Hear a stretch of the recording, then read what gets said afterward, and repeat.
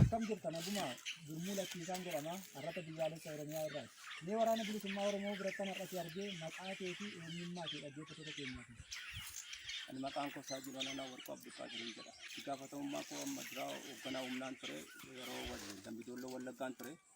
Miseensi koo akka carraa meeshaa 12 fi dhannoo 12 fudhatee adda bilisummaa uummata Oromootti seenee erga san immoo atis isa wajjin jirtanaan jedhanetti yoo xiqqaate gara ji'a afurii mana hidhaatti erga nagalchan booddee erga isa mana hidhaatiin bahe immoo Taaddisonaan jedhanee bulbula seenee erga bulbulaan seenee immoo ji'a tokko ji'a lama mana ture erga san immoo erga mana ture booddee jijjiiraa cirootti nagalchanii ciroorraa immoo amma gara Mataaratti ni jijjiiran Mataaraan immoo gaafa hundee miseensi iddana jira waan ta'eef erga addana dhufee ji'a lama jechaadha.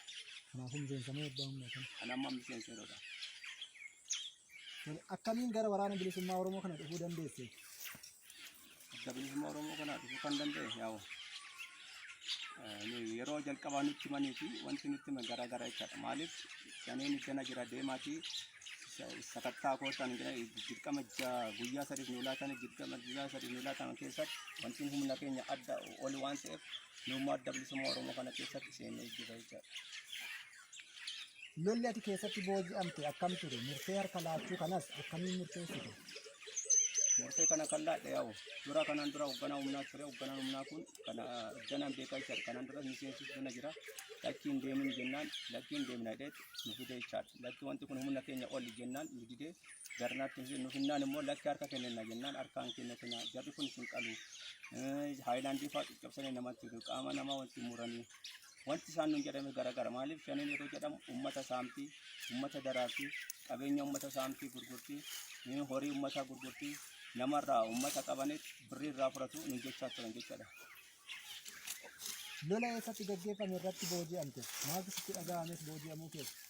Ani lola aanaa Amboo Aaroo Xuroo jedhamti. Aanaa Aaroo Xuroo jedhamti jechaadha. Ani amma iddoo booji'ame kootti baay'een gammadee jira. Maaliif kanaan dura jechi isaan nun jedhanii fi amma gaafa kana keessa seenee ilaallu garagara jechaadha. Maaliif erga kaleetiin booji'amne nyaata uummannis nu faana hiriyee nyaata fa'a maaliif fa'a amma ammas kun boqonne jechaadha. Gaafa karaa bishaan nu laatu nyaata nu laatu uummannis nu faana jira waan ta'eef kanaan dura garuu gaafa dirqama deemnu uummanni jala baqataa jechaadha. Maaliif uummanni baqataa jennes gaafa uummata dubbisuu hin dandeenye jechaadha. Maaliif uummatas nu baqataa uummatas argachuu hin dandeenye. Ayyee akkam jirtan aguma gurmuu lakkiisaan jedhama har'ata biyyaalessa Oromiyaa irraati. Mee waraanni bilisummaa Oromoo birattan si arge maqaa kee fi eenyummaa kee dhaggeeffattoota keenyaaf. Maqaan koo Jaalataa Xaayiraa Ahmadiin jedhama kan jira godina Wallagga Lixaa aanaa Shaambuu irraa. Gaafatamni ati poolisii humna addaa keessatti qabdu maali? Ani miseensa. Akkamiin gara waraana bilisummaa Oromoo kana dhufuu dandeesse? Ani akkaanti waraana bilisummaa Oromoo kanatti dhufuu danda'e opereeshinii guyyaa 3 baatu jedhanii manaan gaggeessanii turanii yeroo opereeshinii baanutti waraanni bilisummaa Oromoodha lakkoofsaan muraasa nama xiqqoodha. Kanaaf namoota hamma san immoo qabdanii shanee qabdanii akka kaan harkaan qabdanii kaan bitanii akka seeratti dhileessitanii nuun jedhanii humna muraasaan nu baasanii yeroo immoo bakka san dheenyu wantichi dachiifsanii ta'e sanaan booda yeroo guyyaa duraa yeroo dheenyutti nama biraa nama lafa bisaniin deenu nama lammaa dabalaa jedhamu nu geesse yeroo achi nu geessutti waraanni bilisummaa Oromoo gubbarraa hamma dakatti hidhatee taa'aa bootaa qabatee taa'eera.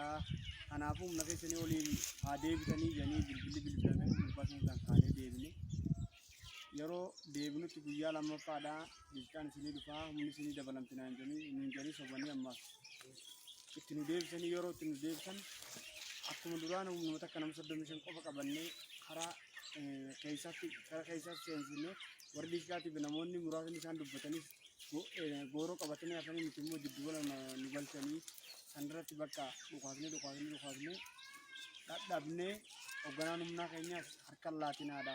Shanee harka itti laatan isin fitu isin yoo isin ajjeesan homaa miti. Eega isin ajjeesan booda reeffa keessan ni gubu osoo isin ajjeefne immoo wanti jarkaan danfisanii jarkaana isin gabbubu ibiddaan isin guggubu qaama keessan muranii isin nyaachisa waan ta'eef waraana kanatti akka harkan qannanne jechaa nu dhoowwaa ture maqaan isaa gargaaraan inspektara Alamaayyoo Baay'isaa jedhama. Ammaan tan yeroo akkas nuun jedhu bakka dubbii isaa dhugaa seenee harka kannachuu dinnee dubbiin amma humnaa ol taanaan innis boodarra ittumaan of ajjeese san booda nuti wanti dhumaan dhumnuuf hin jirtu akka barbaadan naannoo godhannee waraana bilisummaa Oromootti harka kannanne yeroo nuti harka kannanne immoo wantichi isaan nuun jedhan soobatee dachiifsamii ta'ee kanaaf ilaamoo waraana bilisummaa Oromootti wajjin nagaan jiraachaa nyaachaa dhugaa.